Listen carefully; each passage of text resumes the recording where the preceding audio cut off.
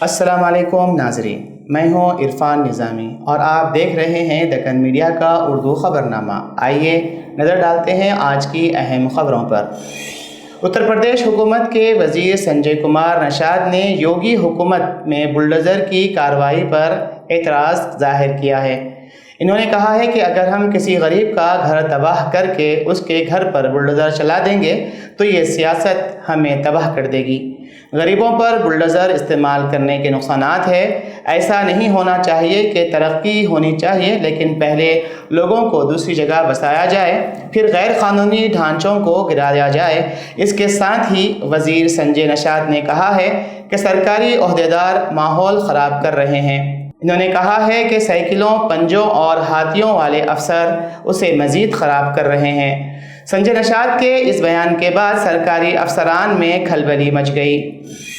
کیدر ناتھ مندر میں 228 کلو سونا چوری کا معاملہ اٹھایا۔ شنکر آچاریہ سوامی آوی مکتیشور آنند نے ادھے ٹھاکرے کی رہائش گاہ پر ان سے ملاقات کرنے کے بعد بی جے پی کا نام لیے بغیر اس کو جم کر آڑے ہاتھ لیا۔ جیوتری مٹھ کے شنکر آچاریہ نے ادھے ٹھاکرے سے ملاقات کے بعد میڈیا سے گفتگو کرتے ہوئے کہا کہ ادھے کے ساتھ وشواس گھات ہوا ہے اور ہندو دھرم میں یہ سب سے بڑا گناہ ہے۔ انہوں نے کہا ہے کہ ادھے کے ساتھ جو غداری ہوئی ہے اس کا درد اسی وقت ختم ہوگا جب وہ دوبارہ چیف منسٹر بنیں گے۔ اس کے ساتھ ہی انہوں نے دلی میں کیدر ناتھ مندر کی حکومت کے منصوبے پر بھی برہمی کا اظہار کرتے ہوئے اس کی سخت مخالفت کی۔ سوامی اوی مکتیشور آنند ادھے ٹھاکرے کے ساتھ دھوکے کے تعلق سے کہا کہ ہم ہندو دھرم کو مانتے ہیں، ہم پنیہ اور پاپ میں یقین رکھتے ہیں۔ وشواس گھات سب سے بڑا پاپ ہے۔ ادھے ٹھاکرے کے ساتھ وشواس گھات ہوا ہے۔ انہوں نے کہا ہے کہ جو دھوکہ دیتا ہے وہ ہندو نہیں ہو سکتا۔ انہوں نے واضح کیا ہے کہ وہ مذہبی رہنما ہیں، سیاست سے ان کا کوئی تعلق نہیں، مگر دھرم میں وشواس گھات کی کوئی جگہ نہیں ہے۔ دلی میں علامتی کیدر ناتھ مندر بنانے کی سرکاری تجویز پر بھی برہمی کا اظہار کرتے ہوئے شنکر آچاریہ نے کہا ہے کہ سیاسی لوگ ہمارے مذہبی مقامات میں گھس رہے ہیں۔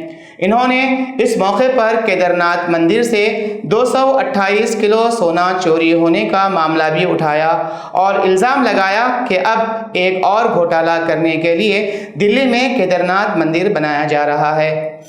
ایک متنازع اقدام میں پاکستانی کی حکومت نے پیر کے روز اعلان کیا ہے کہ وہ ریاست مخالف سرگرمیوں میں مبینہ طور پر ملوث ہونے اور ان کے پارٹی کے 2 سینئر ساتھیوں کے خلاف غداری کے الزامات کے تحت جیل میں بند سابق وزیر اعظم عمران خان کی پارٹی پر پابندی عائد کر دے گی۔ غیر ملکی فنڈنگ کیس، 9 مئی کے فسادات اور صفر ایپیسوڈ کے ساتھ ساتھ امریکہ میں پاس ہونے والی قرارداد کے پیش نظر ہمیں یقین ہے کہ خان کی پارٹی پاکستان تحریک انصاف کے پاس ہونے کے بہت معتبر شواہد موجود ہے۔ وزیر اطلاعات عطا اللہ تلڑ نے یہاں پر پریس کانفرنس میں حیران کن اعلان کیا۔ پاکستان میں سیاسی جماعت پر پابندی کے فیصلے پر امریکہ نے تشویش کا اظہار کیا ہے۔ امریکی محکمہ خارجہ کے ترجمان میتھیو ملر نے کہا ہے کہ اس حوالے سے حکومتی بیانات دیکھے ہیں۔ یقیناً کسی سیاسی جماعت پر پابندی تشویش کی بات ہے۔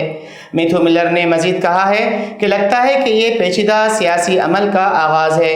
پاکستان میں سیاسی جماعت پر پابندی کے سوال پر انہوں نے کہا کہ پاکستان میں سیاسی جماعت پر پابندی سے متعلق حکومت کے بیانات دیکھے ہیں۔ انہوں نے کہا کہ یقیناً کسی سیاسی جماعت پر پابندی لگانا تشویش کی بات ہے۔